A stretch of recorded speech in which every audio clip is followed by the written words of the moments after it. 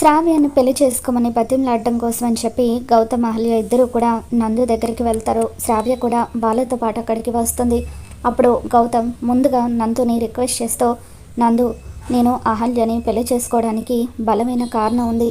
దయచేసి నా చెల్లెల్ని నువ్వు పెళ్లి చేసుకో అని చెప్పి అడుగుతూ ఉంటే, నీకు నా చెల్లెల కంటే నీ బలమైన కారణం ఎలాగైతే ముఖ్యమో నాకు కూడా నా చెల్లెలే ముఖ్యం అని చెప్పి అంటూ ఉంటాడు. అహల్య దండం పెడుతూ, ప్లీజ్ నందు గారు, దీని అంతటికీ కారణం నేను. దయచేసి నన్ను క్షమించండి, మీ కాళ్ళు పట్టుకుంటాను. ఇప్పుడు మీ చెల్లెలు లాంటి పరిస్థితే శ్రావ్యది కూడా.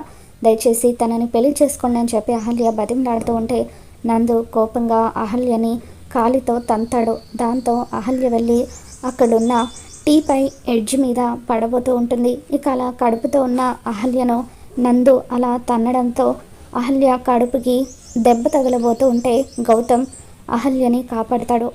తర్వాత గౌతమ్ ఒక్కసారిగా నందు మీద విరుచుకుపడుతూ నందు అంటూ అలా తన మీద చెయ్యి చేసుకోబోతూ ఉంటాడు.